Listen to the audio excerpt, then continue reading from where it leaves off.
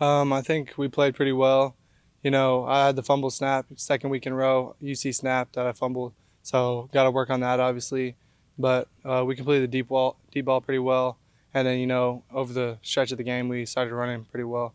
So we just need to continue to you know work hard in practice and trust our coaching and execute on game day. And I mean we had a good amount of yards on offense, so just keep scoring. It looks like consistently you guys are able to spread the ball around to multiple guys. What does that do for the progression of the offense as defense is trying to game plan for you guys? Yeah, I mean, during fall camp, we kind of talked about this and hit on this, just losing Calvin Austin and being able to spread the ball around to different receivers, and if it would help us or hurt us losing a star player like that. And we put up pretty good yards thus far, and scored pretty well in my opinion. So just being able to see the whole field and throw it to Skates, throw it to Eddie Lou, throw it to Javon, and then Gabe, of course. There's a bunch of targets that have had like 50-yard games, 60-yard games the last two games. So just trying to continue that streak and continue beating teams through the air and on the ground. Just be a complete offense. What do you think is the issue with the snaps now? You said this in 2 weeks. What do you think is life? What do you think the concern is for you?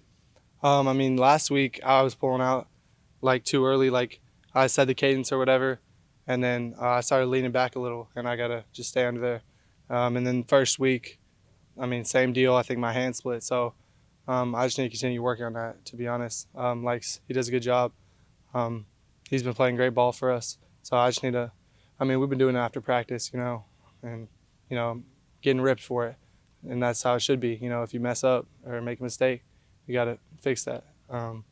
So just trying to fix out little things, little kinks that will make us a even better offense. So for you at this point, are you feeling more like we've talked about you being more comfortable with this being your second year, but now 3 games in, where do you feel like your comfort level is now compared to say after 3 games last year being a true freshman? I guess. I mean, that's kind of a hard question just because 3 games last year we were 3-0 and just beat Mississippi State.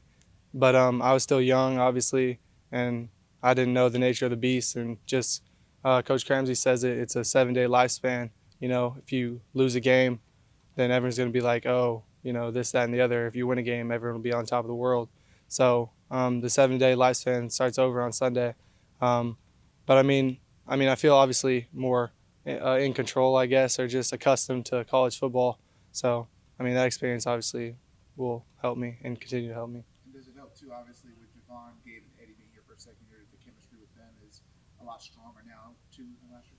Yeah, for sure. Because last year I wasn't really named the starter until like a week and a half before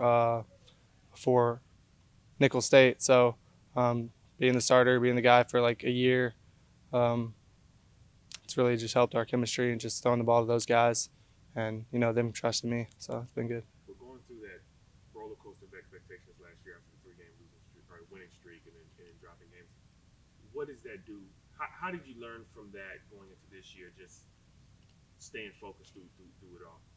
Yeah, like you said, roller coaster. It's a good explanation as to how it was, and just trying to stay even keeled.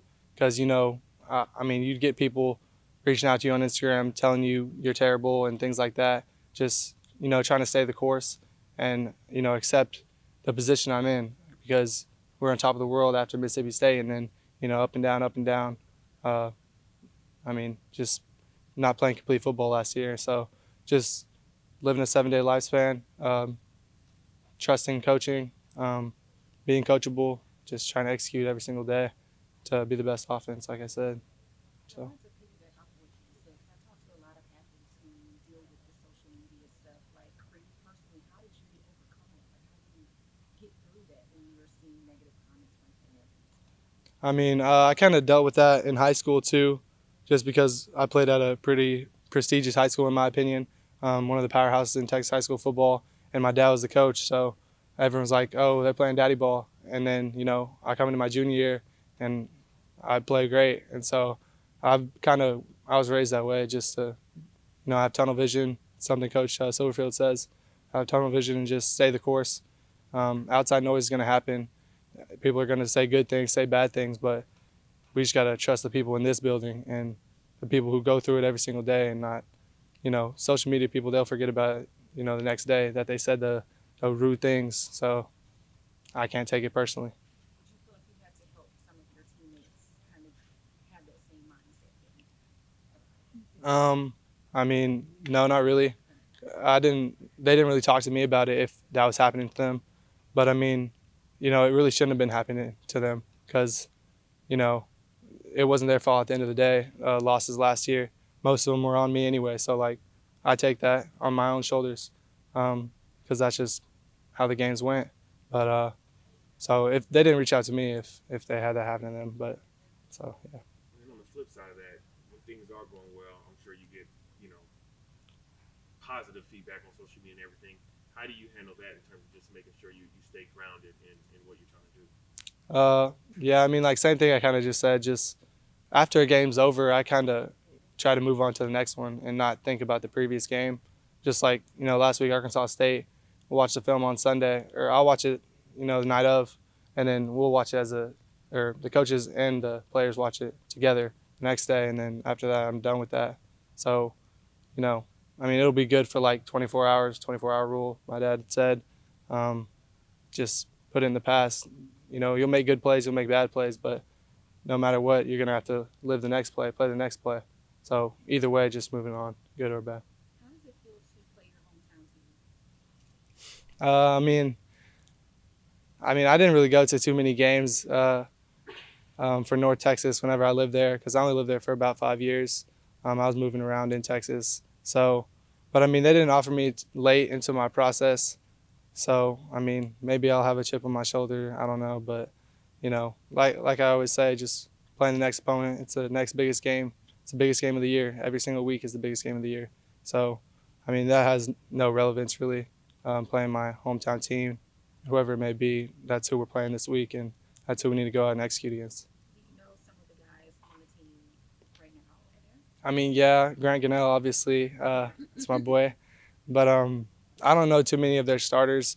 I know the high schools as they came from. I'll see Richland Hills and high schools like that, but I don't know any of the guys personally, at least on the defense side of the ball. I didn't really look at their offense because that doesn't really apply to me. So I'm just looking at their defense, but no, I don't know too many of the guys. Yeah, so you said that, I'm sorry, you said North Texas offered you late, but obviously you decided to come in because looking back on that, are you happy with the decision that you made? Yeah, I mean, obviously it kind of worked out well for me, just being able to be the starter here. So I'm just grateful for the opportunity both schools gave me, but coming here has been great. Well, you kind of just hinted at it. Obviously, Grant's over there. Have you guys been able to kind of talk a little bit, or have those conversations kind of stopped now that it's game week? No, I still talk to him. We've kept in touch over the course of the time that he's been over there. I've just always checked in on him, and he checked in on me as well. So, I mean, he's one of my best buddies. So, just continue that relationship with him. Just talking a little bit of trash, just messing around though. But I love him. So. You talked about, I think earlier, just kind of how he helped show you the ropes when you were here, and just kind of how you were grateful for just his mentorship and leadership. So, is it kind of cool, even though again, things didn't work out, but is it cool just to be able to still have that friendship, even though he made the decision to live in North Texas? Yeah, for sure. I mean, he's a great person, a great player too. It's unfortunate things didn't work out for him in his role over there, but just being able to see him next Saturday, dap him up, just say hey, that'll be cool. Take a picture maybe. So I mean, he's still one of my best friends, like I just said. So yeah. What was it like when you got here? Like, what was that mentorship process like? Obviously, as you're competing for competing a little bit, but what was that like for you as a freshman? And he was the new guy here, but also more experienced. How did he kind of help you a little bit? I mean, he just showed what leadership was. Even whenever I became the starter, he was still a strong leadership guy on our team, and he just exemplified what it meant to be a hard worker. And just he loved everyone. He would smile at everyone. He would be friends with everyone, and I appreciated that. Being a young freshman, early enrolling, he was really one of my only friends that first semester. So just knowing he was there for me, and he's just a good person. So I mean, taking the pearls of wisdom that he gave me, being a starter at Arizona, and just first game last year, Nicholls State, he was telling me stuff on the sidelines and just little things like telling me to breathe, just helping me in any way he could. So I'm always appreciative of him, and I'm just excited to see him. Thanks, Seth.